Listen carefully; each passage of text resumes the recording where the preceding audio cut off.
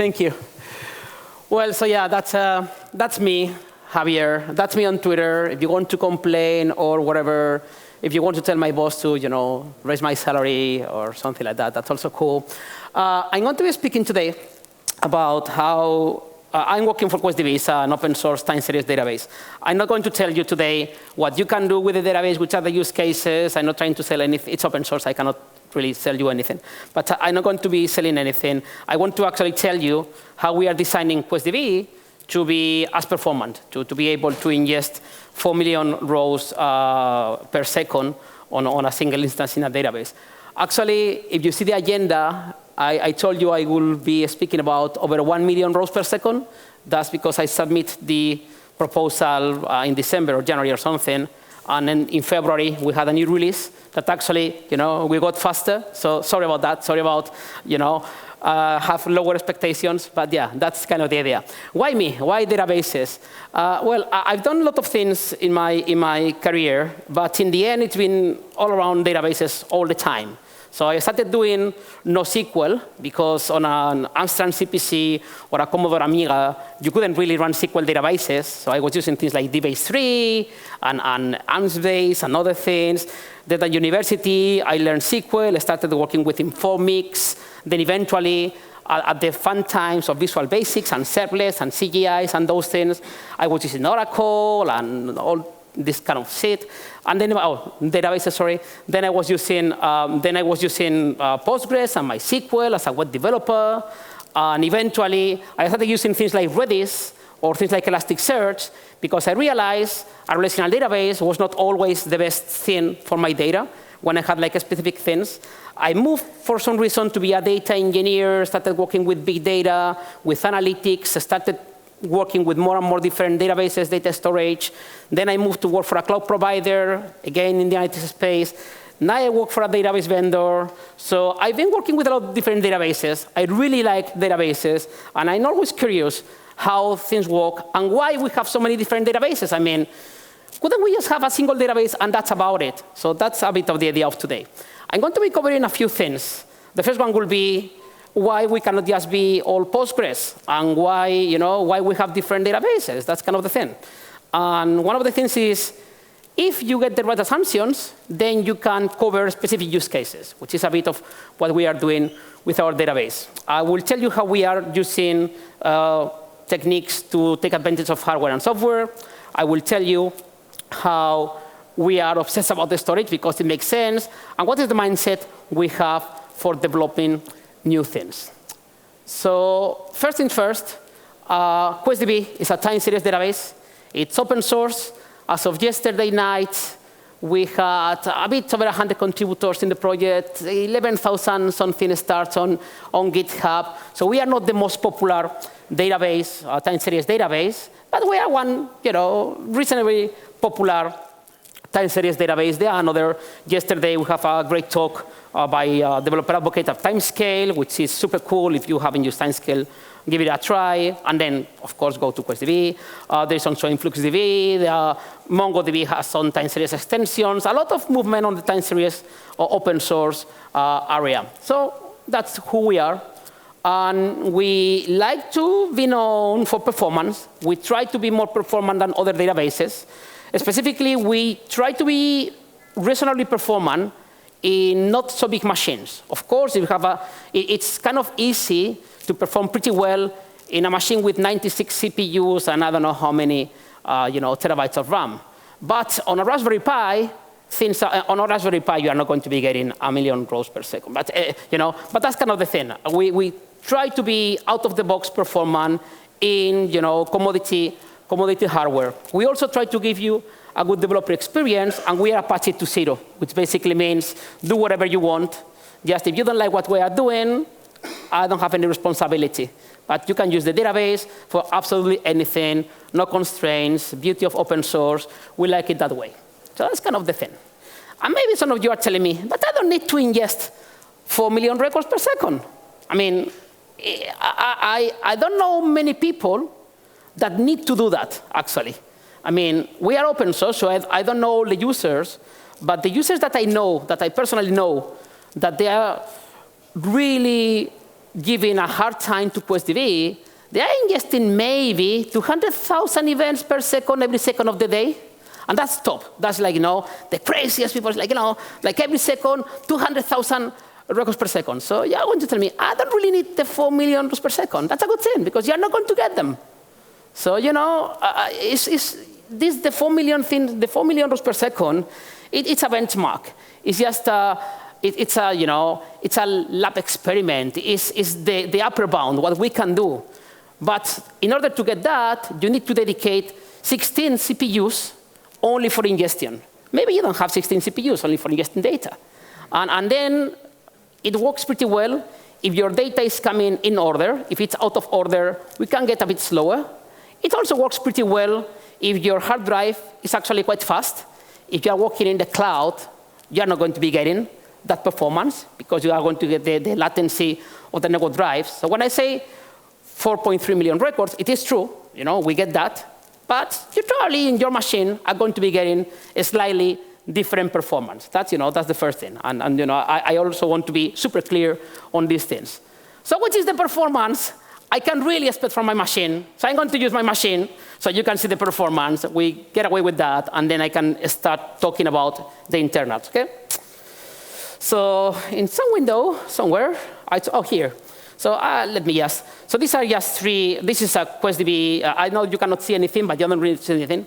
This is just the log of my development QuestDB, and these three windows on top, they are synchronized. So I'm going to be starting a Go program to start sending data from 3 different processes, because in one, I wouldn't saturate my instance. I'm going to be sending data from 3 different processes in parallel.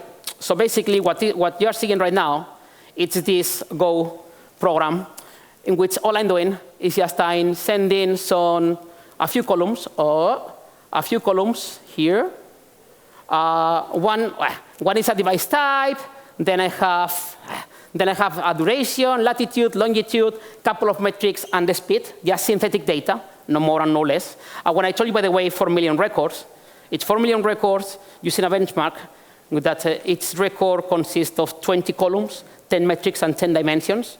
Of course, if you have like a wider table, it will be slower. You have a narrower table, it will be faster. So, you all have to take benchmarks with a lot of, it's like, okay, but what do you mean exactly? Well, in any case, I've been running this. So I've been sending data to QuestDB from 3 different senders in 15,000 event blocks. So I'm sending 15,000 from each of them, and I sent in total 1 million records from each of those.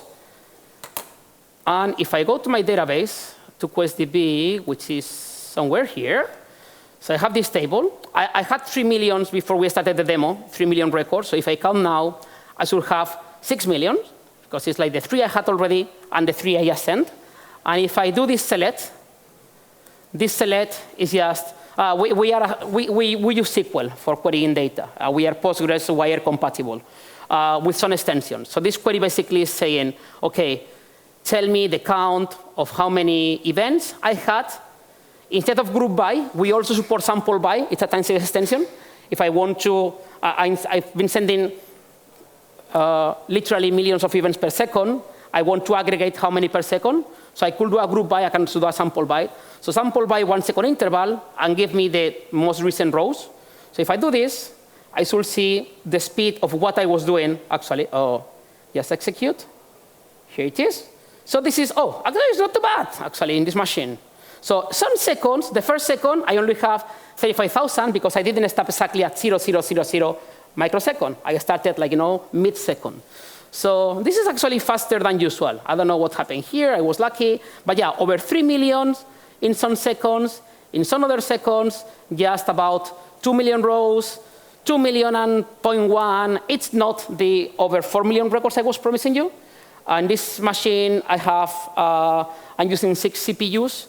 Well, I'm doing other things, but mostly 6 CPUs. So that's the performance I get on this particular machine, which is a good machine. I mean, it's a MacBook and so on, and it's and it's a fast disk. So that's kind of the idea. Okay. If you want to try the query performance, querying data yourself, We have a public demo QuestDB.io. It's always open, always available, hopefully always available. We have some demo data sets. One of them has 1.6 billion rows, so you can play with that. We have also some sample queries. One of the data sets, it's live data from Coinbase, crypto trading data. It has about 400 million rows, so you can play with that. So if you want to play yourself with the database, you can go there, but today I don't want to talk about that. If you are curious about how we are running benchmarks, we have some blog posts, some of them are old, about how we are benchmarking and the numbers you can expect in a benchmark. Remember, all the benchmarks are lies, but And we are using a specialized benchmark tool, TSBS, that because when you are benchmarking a time series database, you need to be benchmarking time series patterns. If you try to compare QuestDB with, I don't know, with Postgres, with ClickHouse, with other databases that are not specifically time series, running a generic, a benchmark, we are going to be pretty bad because we are designed only for time series. And the other, usually the other is also true. Other databases are going to be slower for time series than we are. So there is a specific time series benchmark that we didn't write. It was originally written by InfluxDB. Now it's maintained by Timescale, and it supports many different databases. And one of those databases is QuestDB. So using this benchmark is how we test the performance. These are the latest numbers we have from the release when we were doing the change. So basically, with 16 CPUs, this was the upper bound we were seeing. If we add more CPUs, we don't perform better. So it gets to a point in which we flat out. Like more than 16 workers, I mean, this is only for ingestion. You want to query data at the same time, and you want to query data at the same time, you need to have more CPUs for reading data. So with this one, but that's the thing. So still, the other databases, and this is only for ingestion, by the way, if you run the benchmark, I want to be totally fair as I can be here. But you can see QuestDB seems to be significantly faster than others for ingesting. This benchmark for querying data, we are still faster than other databases, but we are not that faster. So just to be, and in any case, even in the slower database, slower meaning over 300,000 rows per second, it will be faster than the use cases I see every day. So, just bear with me here. But the cool thing is, like, if I can do this with 16 workers, it means with a small machine, I can be quite performant. That's kind of the idea. Okay? Actually, we had an interesting thing with this. I told you I promised to speak about over 1 million records, and I'm speaking over 4. So when we were revamping our ingestion pipeline because we were not a distributed database and wanted to have horizontal scalability, so we had to revamp our ingestion pipeline to have a write-ahead lock and blah, blah, blah. And in the process, we thought, OK, now we are going to be faster than before when ingesting data. And then we were running the benchmark, and we will see that in the benchmark, we were getting to about 2 million rows per second, and our intuition was, oh, we should be faster. And then we were trying to tweak QuestDB. It's like, what's going on here? It turns out the benchmarking tool, which is written in Go, it couldn't send data faster than 2 million rows per second. So it was like, OK, we were faster than that, but the benchmarking tool was slower. When we found out, it was like, and then we changed. It was something super easy. I don't know any Go, but someone who knows, oh, that's simple enough. It changed it, and yeah, now, OK, that's our limit. But it was fun. When you have a database that is breaking the benchmarking tool, it's where in a fun place. So that's kind of the thing. And before I continue, of course, if you like databases and you have a generic use case, just go with Postgres, SQL Server, Oracle, MySQL, any SQL database is great because they can do everything. They can do everything pretty well. They have a lot of guarantees about many things, transactions, consistency, whatever you want. They are super cool. But the thing about relational databases is that they cannot be optimized for every use case because they are generic. So that's kind of the thing. So the first thing when we were designing QuestDB is that we decided we were not going to try to do absolutely everything you can do in a relational database, but for time series. Because we are not, if I wanted to use a relational database, I would use a relational database. So we made some assumptions of some things, some trade-offs we were going to do. And we said, OK, because that's the thing. A relational database is pretty cool. But when you start sending data at a speed, and if you want to query data with low latency, things can get tricky. I know modern databases are very comfortable with tables in the hundreds of million rows. I know that.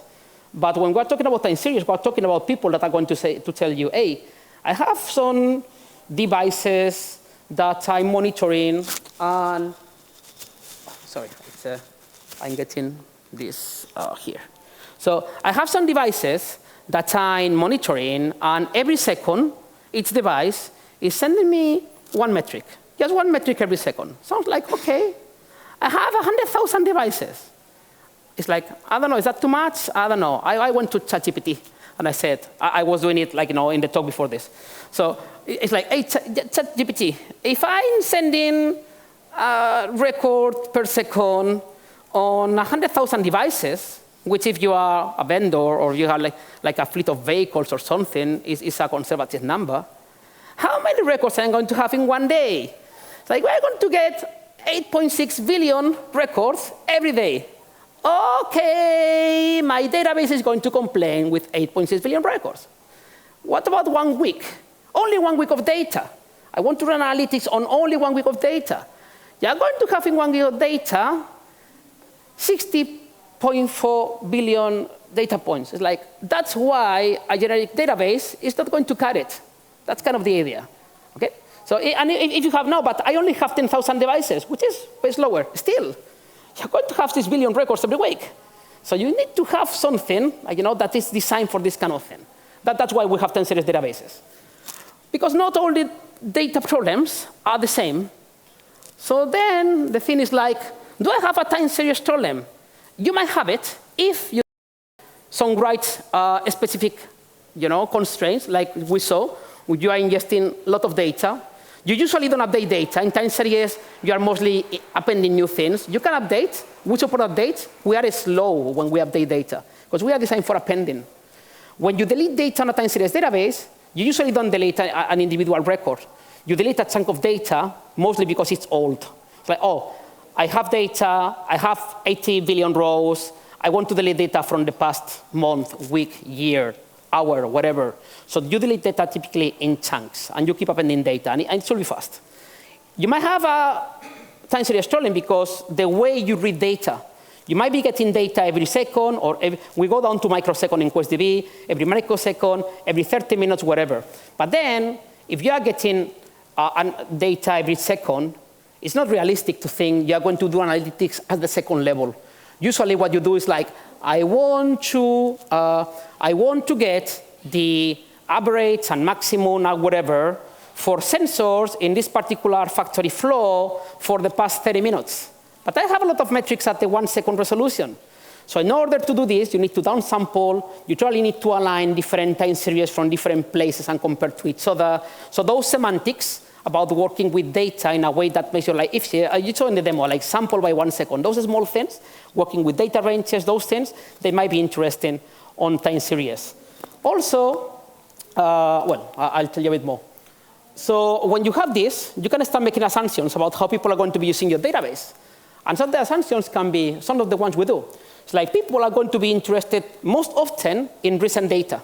Old data might be handy to have, but I really want to query the data which is fresh.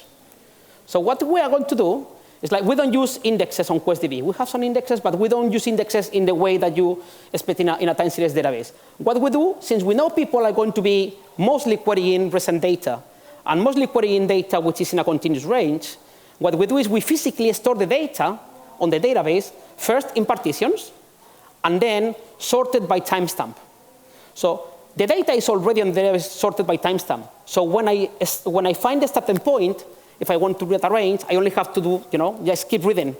So the hard drive is working, prefetching is working for me, because all the data comes continuously. I don't need to use indexes, because most of the queries are going to be on a continuous time series range. You see the idea, yeah? So that's kind of the thing. Some of the things we are doing here. When we have data which is coming out of order, we need to rewrite partitions and consolidate data. But what it means is like we can be quite fast at reading data because it's all a sequential scan when we are doing things. Most queries are not going to be querying the whole table. Yesterday we had someone from Timescale speaking about narrow tables and wide tables. So even if you have, imagine you have 40 columns on your database, most often you're not going to get analytics of the 40 columns. Maybe you have one chart on a real-time dashboard, which is the average temperature, maximum, whatever. So for each query, you are querying maybe 5 to 10 columns, and that will be, even 5 to 10 columns is quite large for a time series database. Some time series databases, they don't really work well with high cardinality. In the case of QuestDB, we really support very wide tables. And we can work with them. We are not performant. Just 2 days ago, I think this is fun, because when I tell people about a database and a table that can be wide, sometimes you don't get the concept of wide. I didn't get it also. Because on a conventional database, you have like a few columns for your data. On a conventional database, if you have more than 50, 60 columns on one table, you start panicking just a little bit. On an analytical database, it's common to have 200, I don't know. I used to work a lot with BigQuery and Google Analytics in the past, and you will have 200 columns in one table representing different parts of JavaScript event or whatever. Well, just 2 days ago, someone on the public Slack channel with QuestDB was saying, hey, I'm finding some issues in one table I have. He didn't have a large number of rows. So it's like, I don't know, what's going on here? Well, it turns out this guy was doing a select star, which is not a good idea. But actually, it turns out his table has 6,000 columns. 6,000 columns. We support that. I mean, and he could run queries. But when he was doing select star, then that was the problem. So for those reasons, we use columnar storage. Columnar storage means you only open those columns that you need. So even if I have 6,000 records in a table, I don't care. If you are doing select star, I care.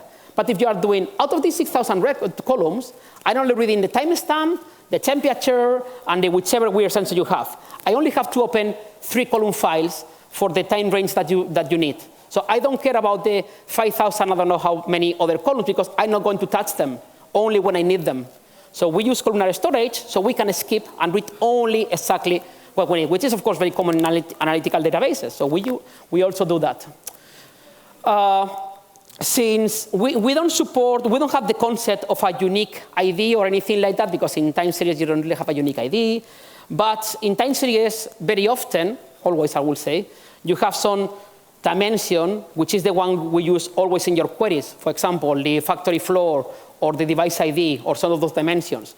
So we have a special type a special data type we call symbol, which is represented as a string when you see it, but internally it's an integer, so it takes less space. So we have these small optimizations that help us, be user-friendly, still perform relatively well. Same thing when we are writing data. I told you that, we are going to get data quite often. So we have, and if we get data out of order, we have to rewrite. So we have some buffers that in which for a small time, we have data in memory before actually, or now in a write-ahead file, before committing directly to the permanent files on the database. And that's dynamic. Those buffers are changing, and you can change the configuration for doing those things. We need to make sure if you are running queries that are slowing down your database, your ingestion is still fast. In a traditional database, if your database is slowing down, everything is slowing down. So in our case, we make sure we have separate CPU pools for different things, and ingestion and read are separate by design. So you might have a database which is super slow reading because you are doing something crazy with your queries. You are still quite fast ingesting data. And again, that's by design. We cannot slow down ingestion. That's critical for a time series database. Of course, when data is getting old, you might want to remove the data, or you might want to pass the data to a cheaper storage. So we support like taking whole partitions and moving to another place, just linking the data.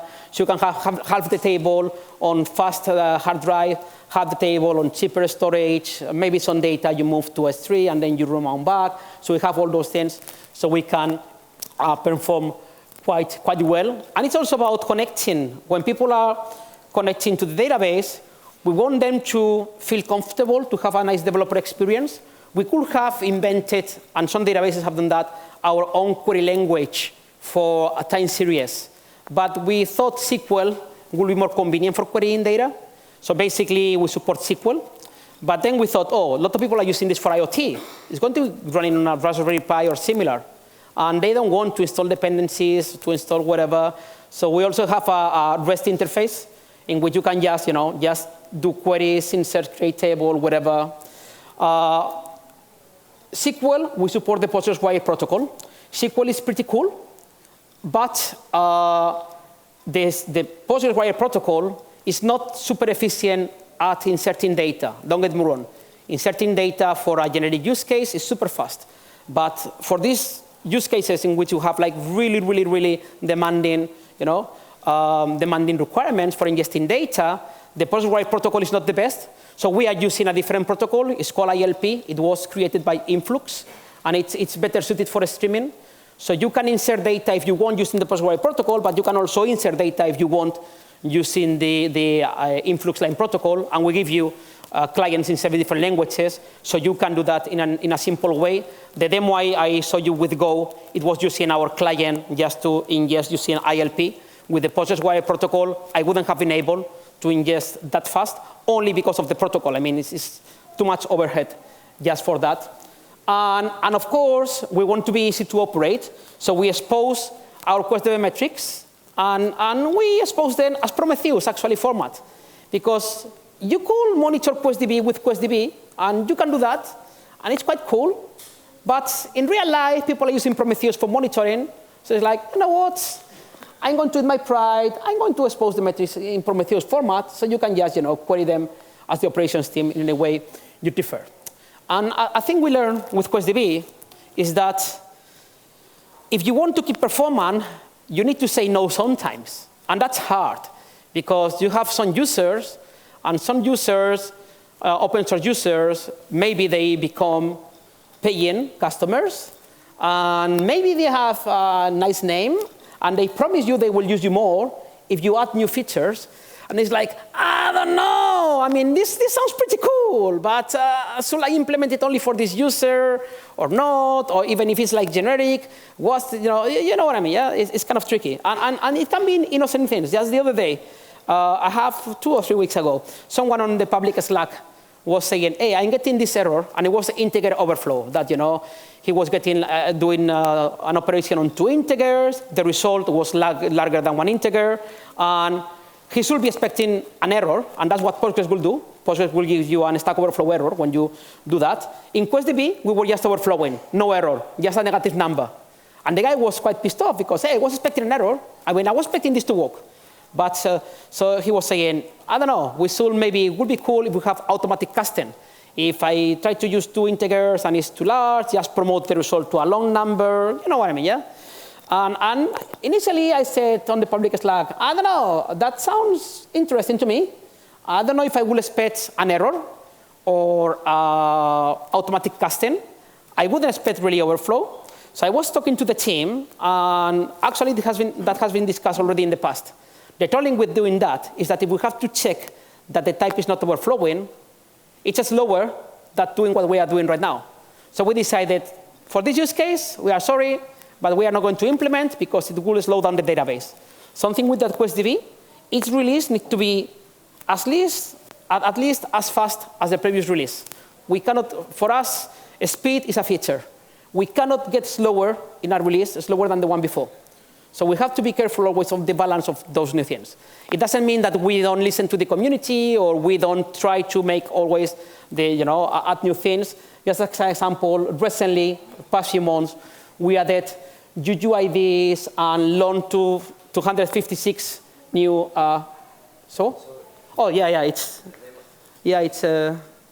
This is pretty cool because I'm going to be telling you later how the garbage collector in Java always enter in the worst point ever and stops everything, and that's what just happened here.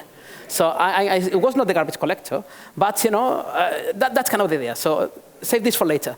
Anyway, so the UUID and the learn to 256 types, there are new additions because some use cases, in crypto specifically, for them it was very they were using strings for storing data. Strings are expensive. So this was like, and it was hard to introduce a new type in our database, hardish.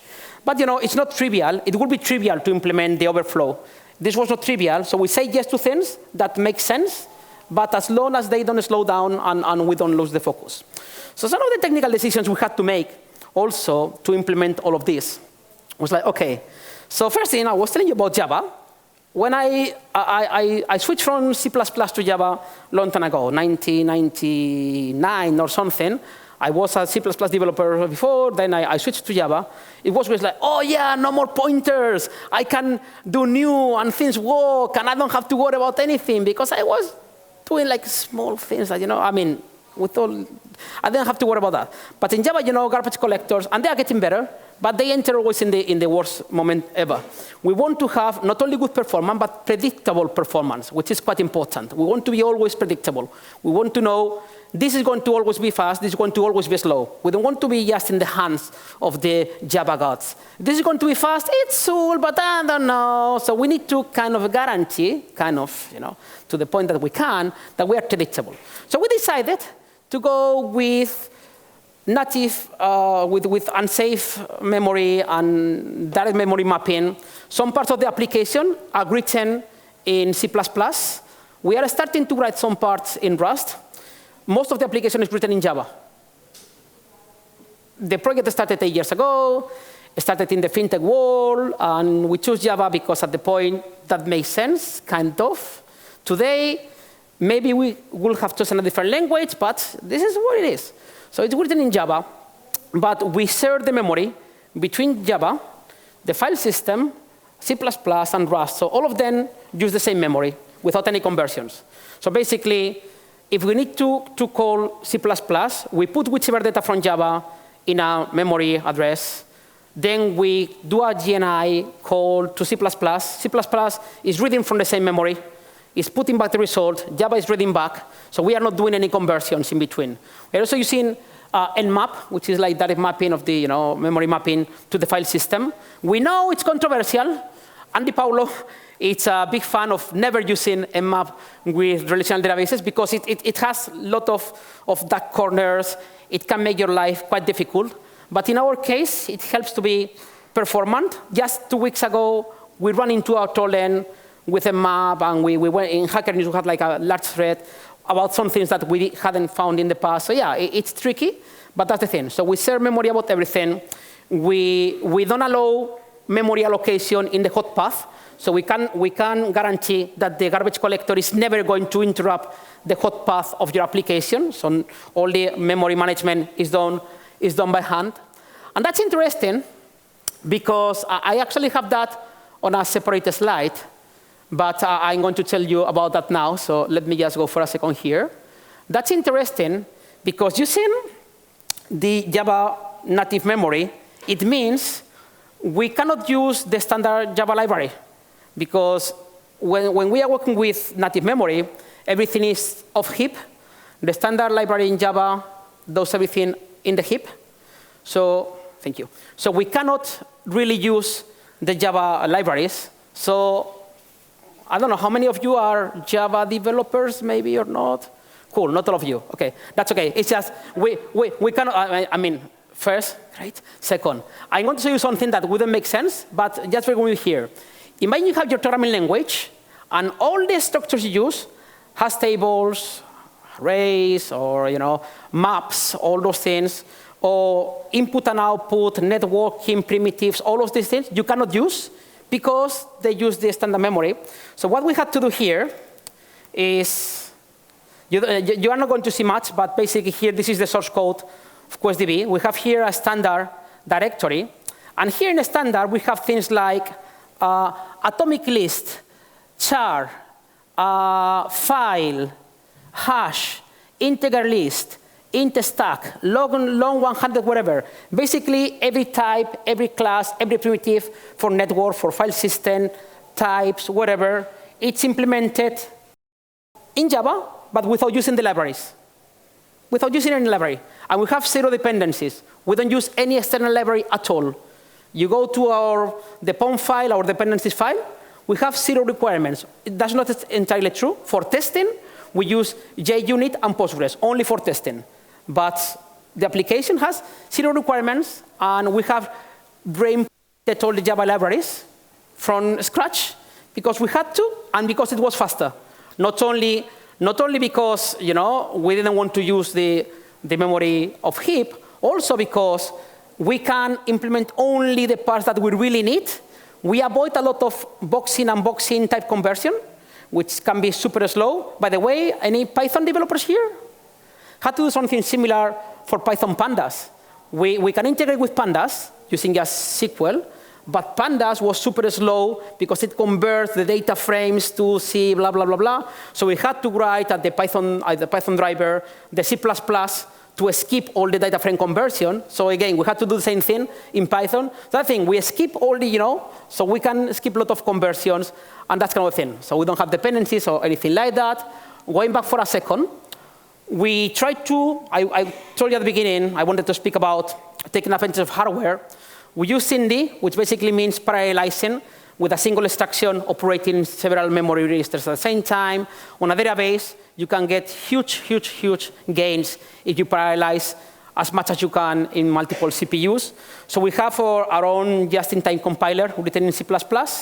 So for each query that you run, we try to parallelize. We have the just-in-time compiler from Java. We call C. In C, we run in parallel. We also had to implement explain. We didn't have explain at the beginning, but then users wouldn't really understand why some queries were faster than others. So with explain now, they can understand how they can change things.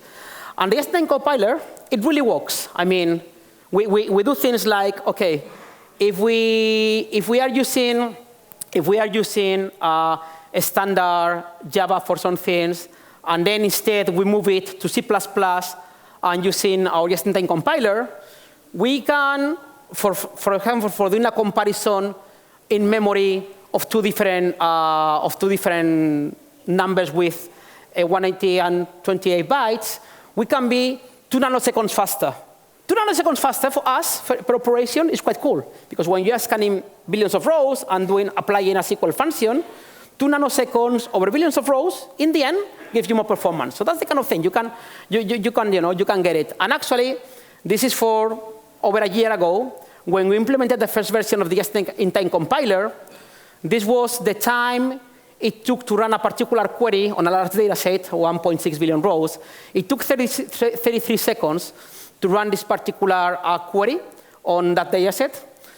For 33 seconds, we went to 12 seconds, just with the parallelization. If the partition was already in memory, it was way faster, but that's kind of the idea. Now it's faster, but just for you to see that it really matters, that you can see that, yeah, there were some gains just for doing this. I already told you about this. I'm almost finishing here. So in QuestDB, we have this mindset about what is the next thing we can find that is not performant and we can make faster. That's kind of the idea. No? I don't know what's the next thing I can make faster, but I'm going to find you. I'm going to make you faster. That's kind of the mindset. For example, one thing we did, and I'm not going to explain, but we have almost about this. One of those things was like, hey, we often find CSV files which are larger than memory, and they are heavily unsorted. I told you in QuestDB we need to store everything sorted. So imagine you have 76 gigabyte CSV file compressed, 76 gigabyte, and you want to sort that thing on a machine without the memory. How do you go about that? So we have one engineer thinking about that, and eventually he did something that got us to be about 30 times faster than we were before for CSV ingestion. So that's the kind of things, like, what can I optimize next? This is really the last thing. They told me already to finish, but I wanted to tell you. It's not only about performance. It's also about retaining the data you send me. We want to make sure we don't lose any data. This is just from yesterday. Our CTO is testing a new thing we have. So if you have a hardware failure, your database is not corrupted after you start. It happened with a few users. So how we are testing this, it's like how you test if when the hardware goes down, things are going to work fine. Here's our CTO running a benchmark and using as the storage an external drive. He's just unplugging the drive. And the database is saying here, hey, This disk has no space left. It's not that there's no space left. It's that the disk is not there. So we start the database. We plug again the USB drive. He's going to plug the USB drive. Sorry about this. This was just an internal video he did yesterday, and I'm installing this for the presentation today. So he's plugging in. He's mounting the disk again. So he unplugged the disk in a very, very, very inconvenient way. And after mounting the disk, we start the database, and the data is still there. It happened in the past that for some users, if the power was going down, when they tried to restart, we have some corrupted files, and they had to be fixed by hand. It was not convenient. So in the new release, that hopefully it will be merged today, so in the new release, you can start the database, and your data is there. So it's not only about being performant, it's being performant while being a database, while querying data, while making sure your data is kind of safe as it can be. That's kind of the thing. So we are working in some things. We are thinking of some things to improve in the future, like supporting Julia for store procedures on the machine directly, working with compression, maybe designing our own ingestion protocol to be faster, adding new specific joins, parallelizing some operators we don't parallelize today. So we have a lot of ideas to make this fun. This is open source. If you want to contribute, it will be cool if you want to contribute. If you want to pay us, we also have a managed version, but I don't want to sell anything today. So thank you so much. Any questions, I'm going to be here. If you like open source, we like stars in GitHub, so please do that. And yeah, thank you very much.